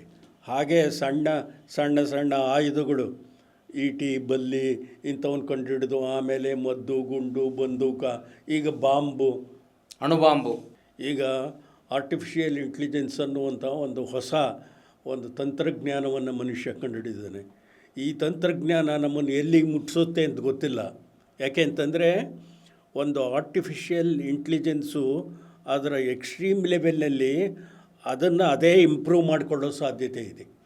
ಮನುಷ್ಯನನ್ನು ಅದು ಕಂಟ್ರೋಲ್ ಮಾಡೋ ಸಾಧ್ಯತೆ ಇದೆ ಅಂತ ಹೇಳ್ತಾ ಇದ್ದಾರೆ. ಅಂಥ ಒಂದು ಅಪಾಯಕಾರಿ ದಾರಿಯಲ್ಲೂ ಮನುಷ್ಯ ಹೋಗ್ತಾ ಇದ್ದಾನೆ. ಇದರಲ್ಲಿ ಯಾವುದನ್ನು ಹಿಂದಿಕ್ಕುತ್ತೆ ಅನ್ನೋದ್ರ ಮೇಲೆ ನಮ್ಮ ಭವಿಷ್ಯ ನಿಂತಿದೆ. ಬಹುಶಃ ಈ ವಿಜ್ಞಾನವನ್ನು ನಿಯಂತ್ರಣದಲ್ಲಿಟ್ಟುಕೊಂಡು ವಿಜ್ಞಾನವೂ ಸಹ ಮನುಷ್ಯನ ಒಳಿತಿಗಾಗಿ ಸಾಧನೆಯನ್ನು ಮಾಡೋದಕ್ಕೆ ಸಾಧ್ಯವಾದರೆ ಬಹುಶಃ ಮಾನವ ಜನಾಂಗಕ್ಕೆ ಭವಿಷ್ಯ ಇದೆ. ಒಂದು ಇಡೀ ಜಗತ್ತೇ ಒಂದು ಸಾಂಸ್ಕೃತಿಕ ಘಟಕವಾಗಿ ಬೆಳಿಬೇಕು. ಮತ್ತು ನಾನಲ್ಲಿ ಇಂಥದಕ್ಕೆ ಒಂದು ದಾರಿಯನ್ನು ತೋರಿಸಿದವರು ಬಸವಣ್ಣನಂಥವರು, ಬುದ್ಧನಂಥವರು, ಗಾಂಧೀಜಿಯವರಂಥವ್ರು. ಆ ದಾರಿಯ ಬಗ್ಗೆ ನಂಬಿಕೆಯನ್ನು ಮನುಷ್ಯ ಕಳ್ಕೊಳ್ಳದೆ ಇದ್ದರೆ ಖಂಡಿತ ಮನುಷ್ಯನಿಗೆ ಭವಿಷ್ಯ ಇದೆ. ಅಂದರೆ ಅದನ್ನು ನಂಬುವವರು ಪ್ರತಿಪಾದನೆ ಮಾಡೋರ ಸಂಖ್ಯೆಗಿಂತಲೂ ಈ ವಿಚ್ಛಿದ್ರಕಾರಿ ಶಕ್ತಿಗಳಿಗೆ ಮನಸೋಲುವ ವಾತಾವರಣ ಉಂಟಾಗಿದೆಯಲ್ಲ ಸರ್, ಅದನ್ನು ಪದೇ ಪದೇ ಒಂದು ಸುಳ್ಳನ್ನು 100 ಸಲ ಹೇಳಿ ನಂಬಿಸೋ ಕೆಲಸದಲ್ಲಿ ಹೊಸ ತಲೆಮಾರು ಹೇಗೆ ಪಾರಾಗಬೇಕು ಸರ್? ಅದೇ ಅದಕ್ಕೆ ಪ್ರತಿಯಾಗಿ ಒಂದು ಚಳುವಳಿ ಹುಟ್ಟಬೇಕು. ಅವ್ರಿಗೆ ಈ ಥರ ವಿಚ್ಛಿದ್ರಕಾರಿ ಚಟುವಟಿಕೆಗಳ ಮೂಲಕ ಅವರ ಒಂದು ನಿಯಂತ್ರಣವನ್ನು ಸಾಧಿಸಬೇಕು ಅನ್ನೋದು ಅವರ ಉದ್ದೇಶ ಇದೆ. ಅವರನ್ನು ನೀವು ಎಲ್ಲಿವರೆಗೆ ಇಡೀ ದೇಶದ ಜನ ಅಜ್ಞಾನದಲ್ಲಿ ಜಾತಿ ಧರ್ಮ ಈ ಥರದ ಮೂಢನಂಬಿಕೆಗಳಲ್ಲಿ ತೊಡಲಾಡ್ತಾ ಇದ್ದಾರೆ, ಅವ್ರನ್ನೆಲ್ಲ ಎಕ್ಸ್ಪ್ಲಾಯ್ಟ್ ಮಾಡೋದಕ್ಕೆ ಅವ್ರಿಗೆ ಸಾಧ್ಯ ಇದೆ.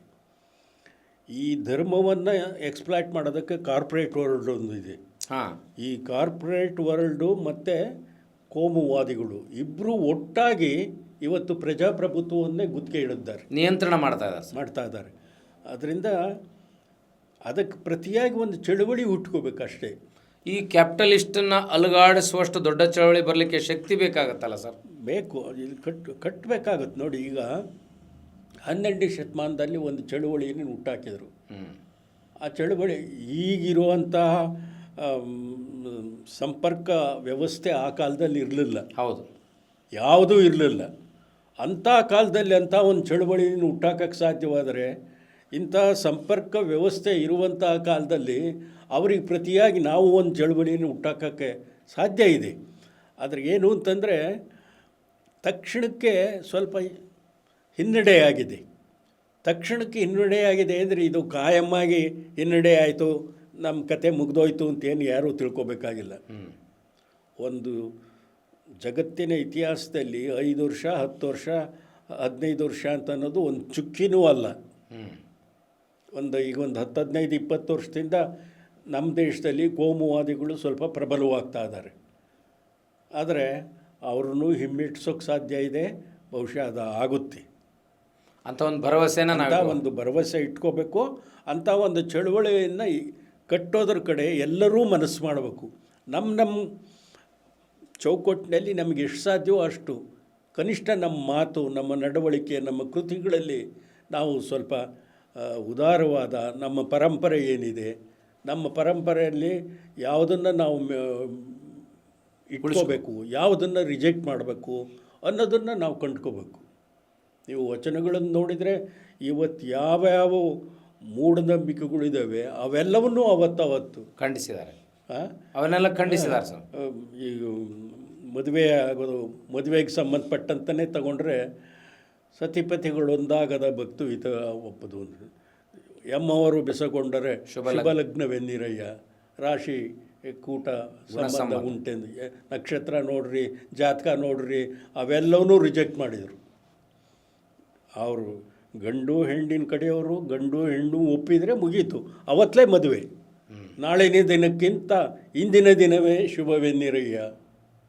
ಇಂಥ ಮಾತುಗಳನ್ನೆಲ್ಲ 12ನೇ ಶತಮಾನದಲ್ಲಿ ಹೇಳಕ್ಕೆ ಸಾಧ್ಯವಾದರೆ, ಇವತ್ತು ನಾನೀಗ ಹೇಳಿದಂತೆ ಈ ಸಂಪರ್ಕ ಸಾಧನಗಳು ಒಂದು ಅಪಾಯಕಾರಿ ಚಟುವಟಿಕೆಗಳಿಗೂ ಉಪಯೋಗವಾಗ್ತಾ ಇದ್ದಾವೆ, ಒಂದು ಒಳ್ಳೆಯ ಕೆಲಸಕ್ಕೂ ಉಪಯೋಗವಾಗ್ತಾ ಇದ್ದಾವೆ.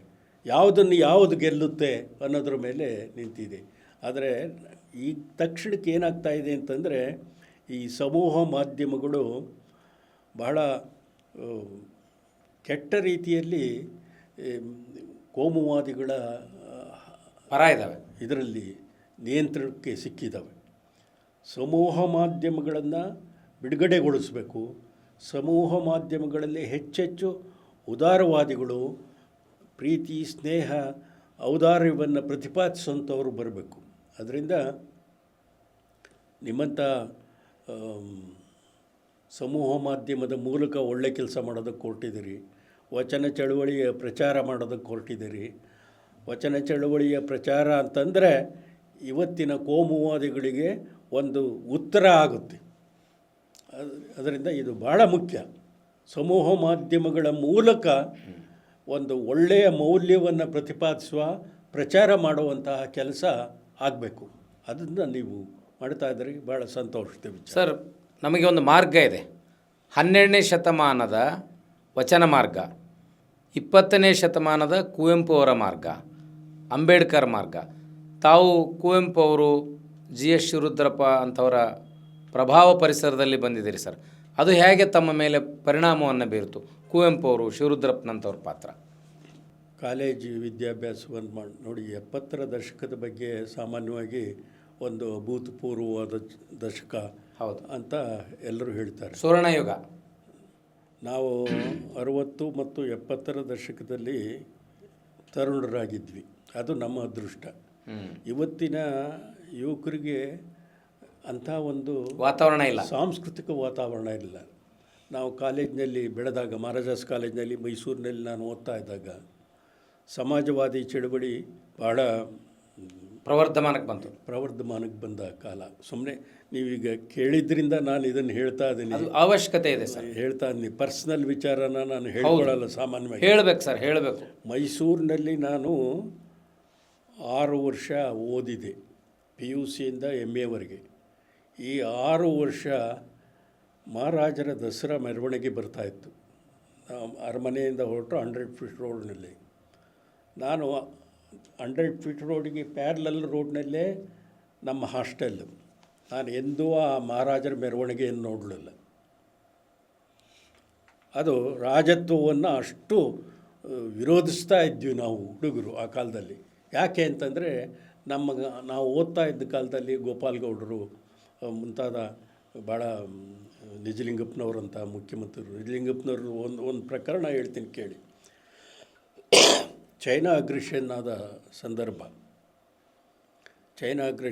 ಸಂದರ್ಭದಲ್ಲಿ ನಮ್ಮ ಸುತ್ತೂರು ಹಾಸ್ಟೆಲ್ನಲ್ಲಿ ಹಿರಿಯ ಸ್ವಾಮಿಗಳು ತಮ್ಮ ಚಿನ್ನದ ಕರಡಿಗೆಯನ್ನು ಡಿಫೆನ್ಸ್ ಫಂಡಿಗೆ ದಾನ ಮಾಡಿದರು.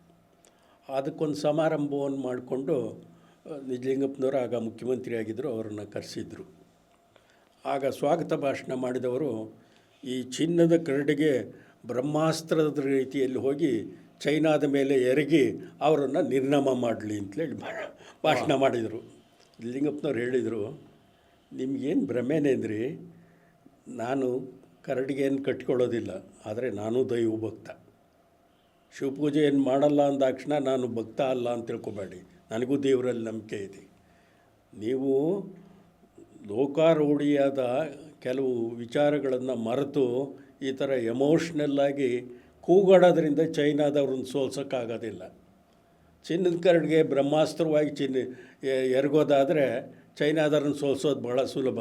ಆದರೆ ಆ ಥರದ ಭ್ರಮೆಗೆ ಒಳಗಾಗಬೇಡಿ, ವಾಸ್ತವವನ್ನು ಮರೆತು ಯೋಚನೆ ಮಾಡಬೇಡಿ ಅಂತ ಹೇಳಿದರು.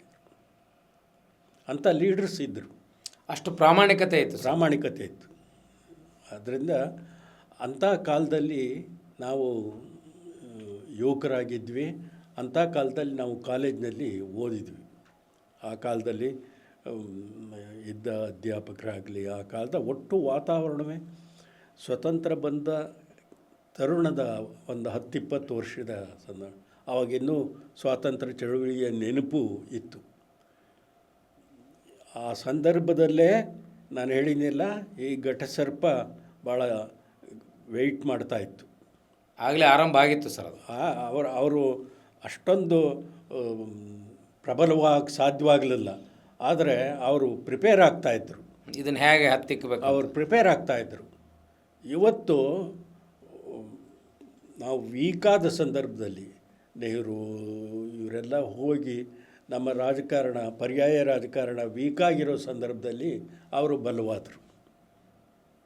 ಅದಕ್ಕೆ ಪ್ರತಿಯಾಗಿ ಒಂದು ಪ್ರಗತಿಪರವಾದ, ಒಂದು ಸಿದ್ಧಾಂತಕ್ಕೆ ಬದ್ಧವಾದಂತಹ ಒಂದು ಸಂಸ್ಕೃತಿಯನ್ನು, ರಾಜಕಾರಣವನ್ನು, ಮುಖ್ಯವಾಗಿ ಯುವಜನರನ್ನು ಪ್ರಭಾವಿಸುವಂತಹ ಸಂಘಟನೆಗಳನ್ನು ಕಟ್ಟುವ ಮೂಲಕವೇ ಅವರನ್ನು ಮಣಿಸೋಕ್ಕೆ ಸಾಧ್ಯ ಇದೆ. ಬಹುಶಃ ಅದು ಆಗುತ್ತೆ ಅನ್ನೋದು ನನ್ನ ದೃಢವಾದ ನಂಬಿಕೆ ಸರ್. ಆದರೆ ಆ ಹಾದಿ ತುಂಬ ನಿಧಾನವಾಗಿದೆ ಅಂತ ಅನಿಸಲ್ಲ ಸರ್?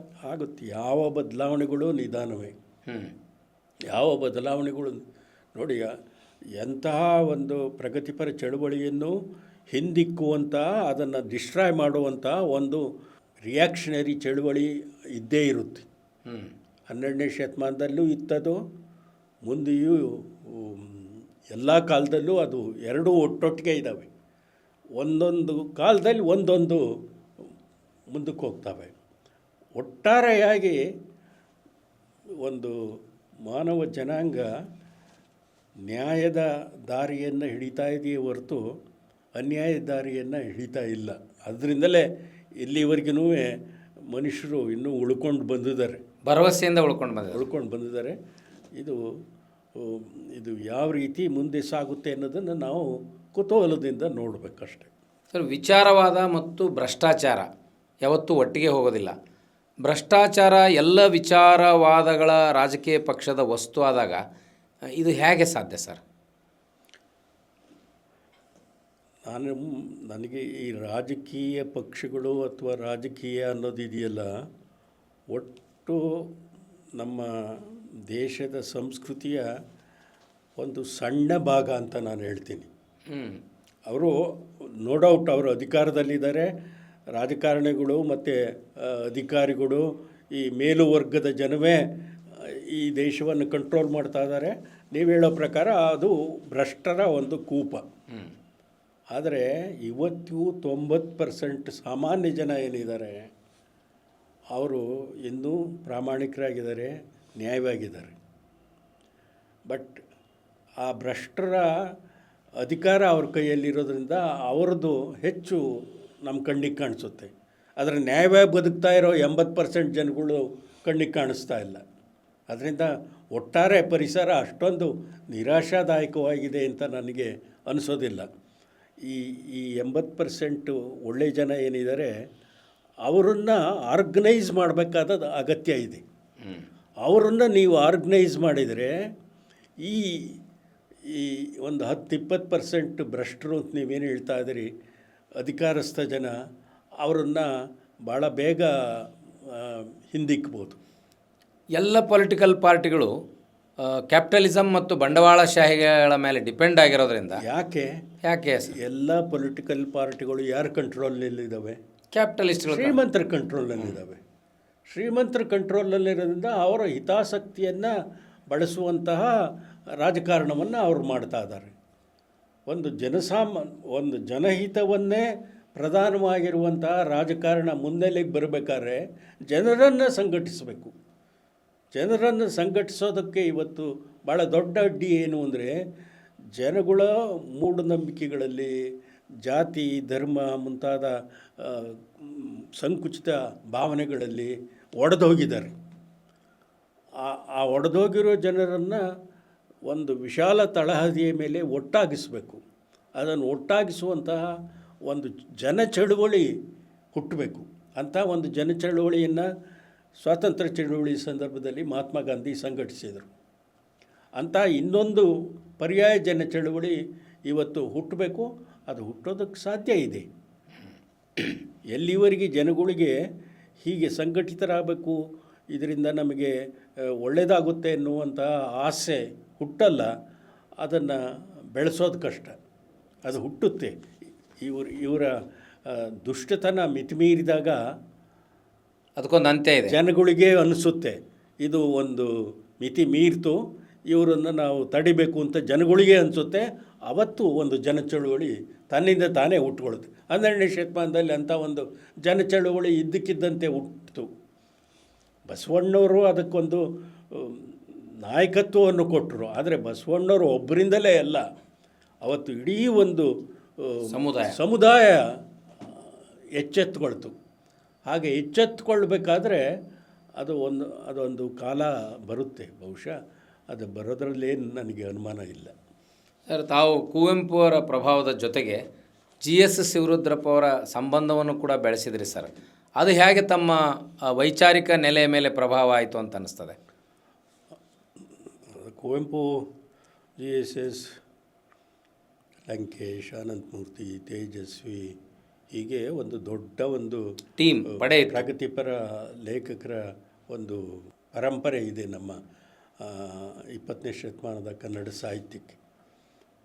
ಅದನ್ನು ಓದ್ಕೊಳ್ಳೋದ್ರ ಮೂಲಕ ಮತ್ತು ಅಂಥವರ ಮಾತುಗಳನ್ನು ಕೇಳೋ ಮೂಲಕ ನಮ್ಮಂಥವರು ಬೆಳೆದ್ವಿ, ನಮ್ಮ ವಿಚಾರವನ್ನು ಬೆಳೆಸ್ಕೊಂಡ್ವಿ.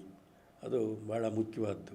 ನನಗೆ JSS ಕುವೆಂಪು ಅವರಿಗಿಂತ ನೇರವಾಗಿ ನಮ್ಮನ್ನು ಪ್ರಭಾವ ಮಾಡಿ ನಮ್ಮನ್ನು ಬೆಳೆಸಿದವರು ಅಂದರೆ ಲಂಕೇಶ್. ಅದರಿಂದ ಅಂತಹ ಒಂದು ವಾತಾವರಣವನ್ನು ಎಲ್ಲರೂ ಕಟ್ಟುವಂತಹ ಕಾಲ ಬರ್ತಾ ಇದೆ ಅಂತ ಅನಿಸುತ್ತೆ ನಮಗೆ. ಸರ್, ನಾವು ವಿದ್ಯಾರ್ಥಿಗಳಾಗಿದ್ದಾಗ ಆ ಪರಂಪರೆ ಇತ್ತು ಸರ್. ಆದರೆ ಈಗ ನಾವು ಶಿಕ್ಷಕರಾದ ಮೇಲೆ ನಮ್ಮ ಶಿಷ್ಯರು ಆ ರೀತಿ ಪರಂಪರೆಗೆ ವಾರಸುದಾರ ಆಗಲಿಲ್ಲ ಅಂತ ಅನಿಸಿದೆಯಲ್ಲ, ಇದರ ದೋಷ ಏನು? ಲಂಕೇಶ್ವರಿದ್ದರು, ನೀವಿದ್ರಿ, ಎಲ್ಲ ಒಂದು ಪರಂಪರೆ ಇತ್ತು. ಈಗ ಯಾಕೆ ಆ ವಾತಾವರಣ ನಮ್ಮ ಯುವಕರಿಗೆ ರೂಪಿಸಲಿಕ್ಕೆ ಸಾಧ್ಯ ಆಗ್ತಾ ಇಲ್ಲ ಸರ್? ಅದೇ ಇವತ್ತು ಈಗ ನಾವು ಓದ್ತಾ ಇದ್ದಾಗ ಈ ಸಮೂಹ ಮಾಧ್ಯಮಗಳು ಇಷ್ಟೊಂದು ಪ್ರಬಲ ಇರಲಿಲ್ಲ. ನಾವು ಕಾಲೇಜು ಮತ್ತು ಅಧ್ಯಾಪಕರು ನಾವು ಓದ್ತಾ ಇದ್ದಂಥ ಪುಸ್ತಕಗಳು ಇವೇ ನಮ್ಮ ಮೇಲೆ ಪ್ರಭಾವ ಬೀರ್ತಾಯಿದ್ದು. ಇವತ್ತು ಸಮೂಹ ಮಾಧ್ಯಮಗಳು ಯಾವ ಮಟ್ಟಕ್ಕೆ ಬೆಳೆದಿದ್ದಾವೆ ಅಂತಂದರೆ, ಇವತ್ತು ನಮ್ಮ ಕುಟುಂಬದಿಂದ ಒಬ್ಬ ಮಗ ಅಥವಾ ಮಗಳು ಹೋದ್ಲು ಅಂತಂದರೆ ಅವಳ ಮೇಲೆ ನಮ್ಮ ಕುಟುಂಬದ ಪ್ರಭಾವವೇ ಇರುತ್ತೆ ಅಂತ ತಿಳ್ಕೊಬೇಡಿ. ಅಥವಾ ಅವಳ ಕಾಲೇಜಿನ ಪ್ರಭಾವ, ಕಾಲೇಜ್ ಮೇಷ್ಟ್ರುಗಳ ಪ್ರಭಾವ ಮಾತ್ರ ಇರುತ್ತೆ ಅಂತ ತಿಳ್ಕೊಬೇಡಿ. ಅವ್ರು ನೋಡೋ ಸಿನಿಮಾ, ಅವ್ರು ನೋಡೋ TV ಮಾಧ್ಯಮಗಳು, ಅವ್ರು ನೋಡೋ ಸೋಷಿಯಲ್ ಮೀಡಿಯಾ ಪತ್ರಿಕೆಗಳು ಇವತ್ತು ದೊಡ್ಡ ಒಂದು ಈ ಕಳೆದ 20 ವರ್ಷಗಳಲ್ಲಿ ಆಗಿರೋ ಬದಲಾವಣೆ ಇದೆಯಲ್ಲ, ಅದು ಎಷ್ಟು ವಿಚಿತ್ರವಾದ ಬದಲಾವಣೆ ಅಂದರೆ ಅದು ಯಾರೂ ಊಹೆ ಮಾಡೋಕ್ಕೆ. ಒಂದು ಮೊಬೈಲ್ ತಗೊಳ್ಳಿ. ಅದೇ ಸರ್, ಮೊಬೈಲ್ ಇವತ್ತು ಏನು ಆ ಮೊಬೈಲನ್ನು ಬಳಸ್ಕೊಂಡು ಅದ್ಭುತವಾದ ಒಳ್ಳೆಯ ಕೆಲಸಗಳನ್ನು ಮಾಡೋಕ್ಕೆ ಸಾಧ್ಯ ಇತ್ತು. ಆದರೆ ಮೊಬೈಲ್ನಿಂದ ಆಗ್ಬಿಟ್ಟು ಅಪಾಯಗಳೇ ಜಾಸ್ತಿ ಆಗ್ತಾ ಇದ್ದಾವೆ. ಮೊಬೈಲ್ನಿಂದಾಗಿ ಆಗಿರುವಂತಹ ದೊಡ್ಡ ಅಪಾಯ ಮತ್ತು ಅದು ಏನು ಅನ್ನೋದು ಇವತ್ತು ನಮಗೆ ಗೊತ್ತಾಗೋದಿಲ್ಲ. ಸೈಕಾಲಜಿ ಮತ್ತು ಸೋಷಿಯಾಲಜಿಯ ವಿದ್ವಾಂಸರು ಇನ್ನು 20 ವರ್ಷ ಆದಮೇಲೆ ಇದರ ಒಂದು ಚರಿತ್ರೆಯನ್ನು ಬರೆದರೆ ಇಡೀ ಮೂಲತಃ ನಮ್ಮ ನೈತಿಕ ವಿನಾಶಕ್ಕೆ ನೆಲೆಗಟ್ಟೆ ಸಡಿಲವಾಗ್ತಾ ಇದೆಯೇನೋ ಅನ್ನೋ ಅನುಮಾನ ಬರುತ್ತೆ.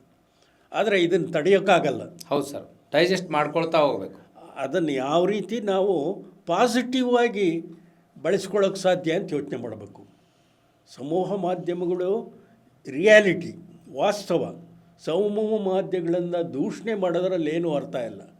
ಅದನ್ನು ಹೇಗೆ ಪಾಸಿಟಿವ್ ಆಗಿ ಬಳಸ್ಕೋಬೇಕು ಅನ್ನೋದ್ರ ಕಡೆ ನಮ್ಮ ಸಮಾಜದ ಹಿತಚಿಂತಕರು ಯೋಚನೆ ಮಾಡಬೇಕು.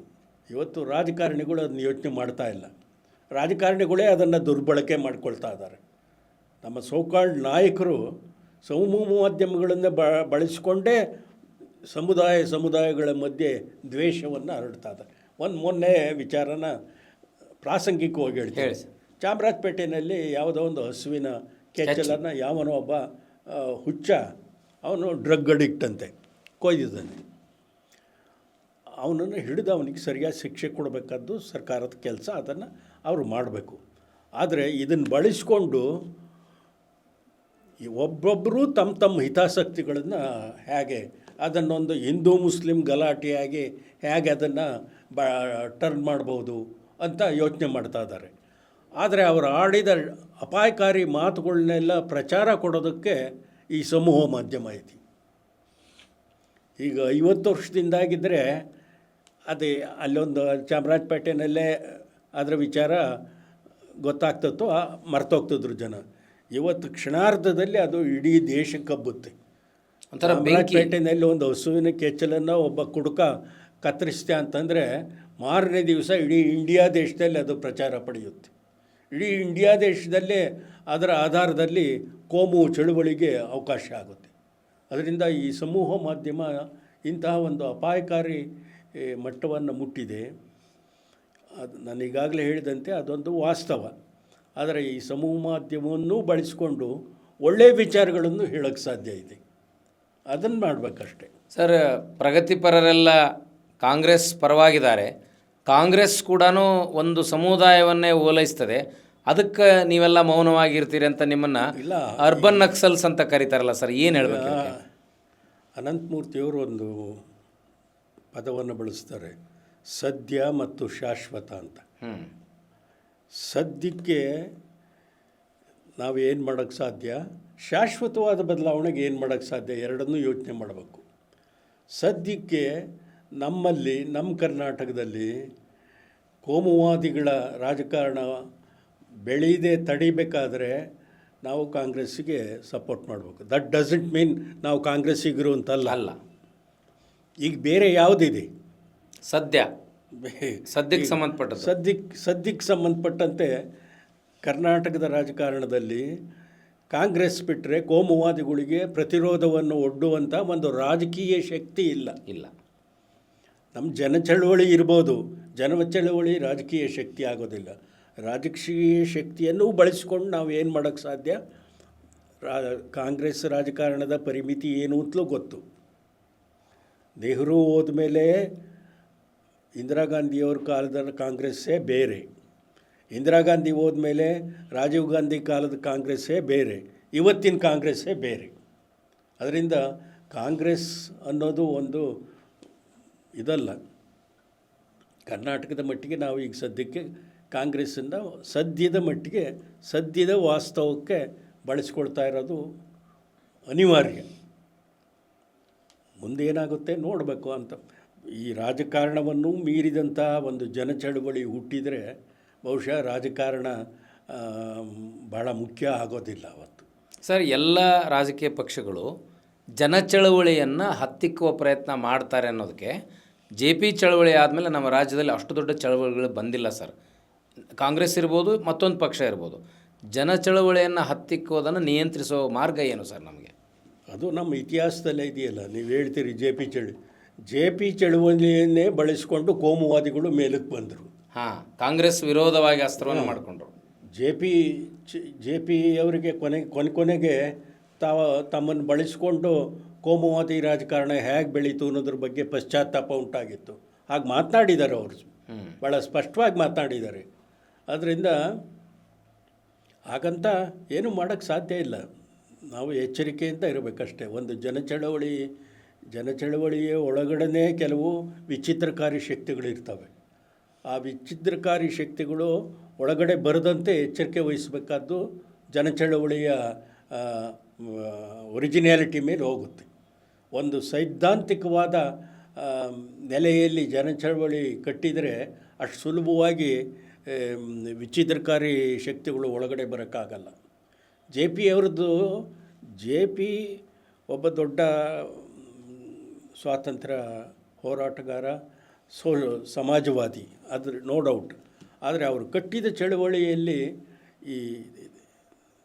ಈ ಕೋಮುವಾದಿ ಶಕ್ತಿಗಳು ಹೇಗೆ ಒಳಗಡೆ ಬಂದವು ಅಂದರೆ ಅದನ್ನು ತಡೆಯೋ ಒಂದು ಶಕ್ತಿ ಅವ್ರಿಗೆ ಇರಲಿಲ್ವೋ ಅಥವಾ ಅವರಿಗೆ ಗೊತ್ತಾಗೋದ್ರೊಳಗಾಗಲೇ ಅವರು ವಿಚಿತ್ರಕಾರಿ ಶಕ್ತಿಗಳು, ಕೋಮುವಾದಿ ಶಕ್ತಿಗಳು ಬೆಳೆದು ನಿಂತದ್ದು. ಅಧಿಕಾರಕ್ಕೆ ಅವೇ ಬಂದ್ಬಿಟ್ಟು. ಈಗ ವಿಚಾರವಾದಿಗಳ ವೈಯಕ್ತಿಕ ಸ್ವಾರ್ಥ ಮತ್ತು ಸಾಮಾಜಿಕ ಸ್ವಾರ್ಥ ಎರಡೂ ಇರ್ತಾವೆ ಸರ್. ಇದರಲ್ಲಿ ಯಾವುದು ಹೆಚ್ಚು ಅಪಾಯಕಾರಿ ಅಂತೀರಿ? ಅಂದರೆ personal corruption and political corruption ಥರ ಸೈದ್ಧಾಂತಿಕ ಹಿನ್ನಡೆಗೆ. ಮೂಲತಃ ಅವೆರಡಕ್ಕೂ ಏನೂ ವ್ಯತ್ಯಾಸ ಇಲ್ಲ, ಎಲ್ಲ ಒಂದೇ. Basically corruption is corruption. Political corruption ಅಂತ ಬೇರೆ ಇಲ್ಲ. ಎಲ್ಲಿವರೆಗೆ ಮನುಷ್ಯ ಮೂಲತಃ ವ್ಯಕ್ತಿಗತವಾಗಿ ಸುಧಾರಣೆ ಆಗೋದಿಲ್ಲವೋ ಅಲ್ಲಿವರೆಗೆ ಈ ಯಾವ ಕರಪ್ಷನ್ನು ಸರಿ ಹೋಗೋದಿಲ್ಲ. ಈಗ ಅದಕ್ಕಾಗಿ ನಾನು ಹೇಳಿದ್ದೆಲ್ಲ, ಕಾಯಕ ತತ್ವದ ಬಗ್ಗೆ ನಂಬಿಕೆ ಇದ್ದವನಿಗೆ ಮತ್ತೆ ನಮ್ಮ ದೃಷ್ಟಿ ಆ ಕಡೆನೇ ಹೋಗ್ತದೆ. 12ನೇ ಶತಮಾನಕ್ಕೆ ಹೋಗುತ್ತೆ ಸರ್, ವಚನಗಳ ಚಳವಳಿ ಕಡೆನೇ ಹೋಗ್ತದೆ. ಕಾಯಕ ತತ್ವದ ಪ್ರಕಾರ ಯಾವನೂ ಕರಪ್ಟ್ ಆಗಕ್ಕೆ ಸಾಧ್ಯನೇ ಇಲ್ಲ. ಆಯ್ದಕ್ಕಿ ಮಾರಾಯಿನ ಕಥೆ ನಿಮಗೆ ಗೊತ್ತಿದೆ. ಅವನು ಎಷ್ಟು ಬೇಕೋ ಅಷ್ಟು ಅಕ್ಕಿ ಅಂತರದೆ ಗುಡಿಸ್ಕೊಂಡು ಜಾಸ್ತಿ ತಂದರೆ ಅವನ ಹೆಂಡ್ತಿ ಚೆನ್ನಾಗಿ ಬೈದ್ಬಿಟ್ಟು, ನಿಜವಾದ ಶರಣನಿಗೆ ಈ ಥರದ ಅತಿ ಆಸೆ ಇರಬಾರ್ದು, ಎಷ್ಟು ಜಾಸ್ತಿ ತಂದರೂ ಅಕ್ಕಿಯನ್ನು ವಾಪಸ್ ತೊಗೊಂಡೋಗಿ ಅಲ್ಲಿ ಹಾಕು ಅಂತ ಹೇಳಿ. ಆಸೆ ಎಂಬುದು ಅರಸನಿಗೆ ಅಂದರೆ ತಪ್ಪು. ನೀವು ಏನು ಅಂದ್ಬಿಡೋದು ಅರ್ಥ ಮಾಡ್ಕೊಳ್ದೇ ಇದ್ದರೆ ಅವನು ಜಾಸ್ತಿ ಅಕ್ಕಿ ಅಂತ ತೊಗೊಂಡೋಗಿ ಸುರಿದ್ರೆ ಮಂಡಿಯವನಿಗೆ ಲಾಭ ಅಂತ. ಮಂಡಿಯವನಿಗೆ ಲಾಭ ಆಗಲ್ಲ. ನಿಜವಾಗಿ ಕಾಯಕ ತತ್ವವನ್ನು ಮಂಡಿಯವನು ಪಾಲಿಸ್ತಾ ಇರೋದ್ರಿಂದ ಅವನ ಲಾಭವನ್ನು ಮಹಾಮನೆಗೆ ಕೊಡ್ತಾನೆ. ಅಂದರೆ ಇಂಥ ಒಂದು ಆದರ್ಶ ವ್ಯಕ್ತಿಗತವಾದ ನೆಲೆಯಲ್ಲಿ ಬಂದರೆ ಬಹುಶಃ ಕರಪ್ಷನ್ಗೆ ಅವಕಾಶವೇ ಇರಲ್ಲ. ಕರಪ್ಷನ್ಗೆ ಯಾಕೆ ಅವಕಾಶ? ನಾವು ಹೆಚ್ಚೆಚ್ಚು ಸಂಪಾದಿಸೋಷ್ಟು ಎಷ್ಟು ಸುಖವಾಗಿರ್ತೀವಿ ಅಂತ. ಸುಖ ಅಂದರೆ ಏನು ಅನ್ನೋ ಕಲ್ಪನೆ ನಿಜವಾಗಿ ಗೊತ್ತಾದರೆ ಯಾರೋ ಹೆಚ್ಚೆಚ್ಚು ಸಂಪಾದಿಸೋಕೆ ಹೋಗೋದೇ ಇಲ್ಲ. ಹಾಗಾದರೆ ಸುಖ ಅಂತ ಅನ್ನೋದು, ಶಾಂತಿ ಸುಖ ಅಂತ ಅನ್ನೋದು ಮನಸ್ಸಿನಲ್ಲಿದೆಯೇ ಹೊರತು ನೀವು ಕೂಡಕ್ಕೋ ಹಣ, ನಿಮ್ಮ ಮನೆ, ತಿನ್ನೋ ಊಟದ ಮೇಲಿಲ್ಲ. ಇದು ಸಾಮಾನ್ಯವಾಗಿ ಎಲ್ಲರೂ ಹೇಳ್ತಾರೆ, ಅದೇ ಮಾತನ್ನು ಹೇಳ್ಬೇಕು. ನೀವು ಎಷ್ಟೇ ಸಂಪಾದಿಸಿದ್ರೂ ನೀವು ಊಟ ಮಾಡೋದಕ್ಕೆ ಎಷ್ಟು ಸಾಧ್ಯವೋ ಅಷ್ಟನ್ನು ಮಾತ್ರ ಊಟ ಮಾಡೋಕ್ಕೆ ಸಾಧ್ಯ. ಮುಪ್ಪನ್ನು ತಪ್ಪಿಸ್ಕೊಳ್ಳೋಕೆ ಯಾರ ಕೈಗಳೂ ಸಾಧ್ಯ ಇಲ್ಲ. ಬುದ್ಧ ಹೇಳಿದಾನಲ್ಲ ಸರ್, ವಯಸ್ಸಾದ ಮೇಲೆ ನಿಮ್ಮ ದೇಹದ ಶಕ್ತಿ ಕಡಿಮೆ ಆಗ್ತಾ ಹೋಗುತ್ತೆ, ಅದರಿಂದ ಪಾರಾಗೋಕ್ಕೆ ಯಾರಿಗೂ ಸಾಧ್ಯ ಇಲ್ಲ. ಈ ಕೆಲವು ಬುದ್ಧ ಹೇಳಿದ್ದಿರ್ಬೋದು, ನಮಗೆ ಅನಿಸಿದರೆ ಇಂಥ ವಿಚಾರಗಳು ಗೊತ್ತಾದರೆ ಕರಪ್ಟ್ ಆಗೋಕ್ಕೆ ಅವಕಾಶವೇ ಇಲ್ಲ. ಆದರೂ ಮನುಷ್ಯನಿಗೆ ಮನ್ನಣೆ ದಾಹ ಅನ್ನೋದೊಂದು ಇರ್ತದಲ್ಲ ಸರ್. ಅದೇ ಅದು ಮನುಷ್ಯನ ಒಂದು ಇದೇ ಒಂದು ಈ ಕನಸುಗಳು, ನಾವು ಎರಡು ಥರದ ಕನಸುಗಳು ಇರ್ತವೆ. ಯಾವ ಕನಸನ್ನು ನೀವು ಬೆನ್ನತ್ತೀರಿ ಅನ್ನೋದ್ರ ಮೇಲೆ ನಮ್ಮ ವಿಚಾರ. ನೀವು ಈ ಥರದ ಭೌತಿಕ ಸುಖಾಪೇಕ್ಷೆಯ ಕನಸನ್ನು ಬೆನ್ನತ್ತಿದರೆ ಒಂದಾಗ್ತಾನೆ. ಒಟ್ಟು ಸಮುದಾಯದ ಹಿತದಲ್ಲೇ ನನ್ನ ಹಿತ ಇದೆ ಎನ್ನುವ ಕನಸನ್ನು ಬೆನ್ನತ್ತಿದರೆ ಇನ್ನೊಂದಾಗ್ತಾನೆ. ಈ ಎರಡನೇ ಬಗೆಯ ಕನಸನ್ನು ನಮ್ಮ ಯುವಕರ ಮನಸ್ಸಿನಲ್ಲಿ ಬಿತ್ತಿದರೆ ಬಹುಶಃ ಅದರಿಂದ ದೇಶಕ್ಕೆ ಭವಿಷ್ಯ ಇದೆ ಅಂತಲೇ ಹೇಳ್ಬೋದು. ಈಗ ಸೂಕ್ತವಾದ ಮಾರ್ಗದಲ್ಲಿ ನಡಿಬೇಕು ಅನ್ನೋರಿಗೆ ಯಾವ ಸಲಹೆಯನ್ನು ಕೊಡಲಿಕ್ಕೆ ಬಯಸ್ತೀರಿ ಸರ್ ಕೊನೆಯದಾಗಿ? ಯಾವ ತರಹ ಅಂತಂತಂದರೆ ನಮ್ಮ ಬದುಕು ಹೆಚ್ಚೆಚ್ಚು ಸರಳವಾಗ್ತಾ ಹೋದಷ್ಟು ನಮಗೆ ಒಳ್ಳೆಯದಾಗುತ್ತೆ. ಅದು ಹೆಚ್ಚೆಚ್ಚು ಸಂಕೀರ್ಣವಾಗ್ತಾ ಹೋದಷ್ಟು ಮನುಷ್ಯ ವ್ಯಕ್ತಿ ನೆಲೆಯಲ್ಲಿ, ಸಮಾಜದ ನೆಲೆಯಲ್ಲಿ ಅದು ಅಪಾಯಕಾರಿ ಮಾರ್ಗವನ್ನು ಹಿಡಿಯುತ್ತೆ. ಗಾಂಧೀಜಿ ಹೇಳಿದ್ದು ಅದೇ, ಶರಣರು ಹೇಳಿದ್ದು ಅದೇ, ಬುದ್ಧ ಹೇಳಿದ್ದು ಅದೇ. ನಮ್ಮ ಬದುಕನ್ನು ಹೆಚ್ಚೆಚ್ಚು ಸರಳಗೊಳಿಸಬೇಕು, ನೇರವಾಗಿರಬೇಕು. ಅದಾಗುವ ಮೂಲಕವೇ ಒಂದು ಒಳ್ಳೆಯ ಸಮಾಜವನ್ನು ಕಟ್ಟೋದಕ್ಕೆ ಸಾಧ್ಯ. ಸರ್, ತಾವು ಈ ಇಳಿ ಪ್ರಾಯದಲ್ಲೂ ಕೂಡ ಹಬ್ಬದ ದಿನ ಇಷ್ಟು ಸುಂದರವಾದ ಹೊಸ ಲೋಕಕ್ಕೆ ನಮ್ಮನ್ನು ಕರ್ಕೊಂಡು ಹೋದ್ರಿ ಸರ್. ಆ ಕಾರಣಕ್ಕೆ ತಮಗೆ ನಾನು ಅನಂತ ಕೃತಜ್ಞತೆಗಳನ್ನು ಸಲ್ಲಿಸ್ತೇನೆ. ಶರಣಾರ್ಥಿ. ವಿಚಾರವಾದದ ಆಲೋಚನೆಗಳು, ಪ್ರಗತಿಪರ ಚಿಂತನೆ, ಆ ಅಂಶಗಳಿಗೆ ಇರುವಂಥ ಒಂದು ಪಾಸಿಟಿವ್ ವೇಟಿಂಗ್ ಆ್ಯಟಿಟ್ಯೂಡ್ ಹೇಗಿರುತ್ತೆ, ಆ ಭರವಸೆಯನ್ನು ನಾವು ಯಾಕೆ ಕಳ್ಕೋಬಾರ್ದು. ಎಂಥ ಕೋಮುವಾದದ ಅಬ್ಬರ ಕೂಡ ಒಳ್ಳೆಯ ದಿನಗಳನ್ನು ತರಲಿಕ್ಕೆ ಸಾಧ್ಯ. ಕಾಂಗ್ರೆಸ್ ಅನ್ನುವುದು ಒಂದು ಸದ್ಯದ ಅನಿವಾರ್ಯತೆ ಎಂಬ ಮಾತುಗಳ ಮೂಲಕ ಹೊಸ ಆಲೋಚನೆಗೆ ನಾಂದಿ ಹಾಡಿರುವ ಡಾಕ್ಟರ್ ಕೆ ಮರಳುಸಿದ್ದಪ್ಪನವರ ಈ ಅರ್ಥಪೂರ್ಣ ಮಾತುಗಳನ್ನು ತಾವು ಆಲಿಸ್ತೀರಿ. ಇದನ್ನು ಕೂಡ ಸಕಾರಾತ್ಮಕವಾಗಿ ತೆಗೆದುಕೊಂಡು ಕೆಟ್ಟ ಕಮೆಂಟ್ಗಳು, ಕೆಟ್ಟ ರಿಯಾಕ್ಷನ್ ಕೊಡದೆ ಸಹನೆಯಿಂದ ಆಲೋಚನೆ ಮಾಡುವ ಒಂದು ಸ್ವಭಾವವನ್ನು ರೂಪಿಸಿಕೊಳ್ಳಲಿ ಎಂಬ ಸದಾಶಯದೊಂದಿಗೆ ನನ್ನ ಈ ಸಂದರ್ಶನದ ಮಾತಿಗೆ ವಿರಾಮವನ್ನು ನೀಡ್ತೇನೆ. ಶರಣಾರ್ಥಿ. ನಮಸ್ಕಾರ.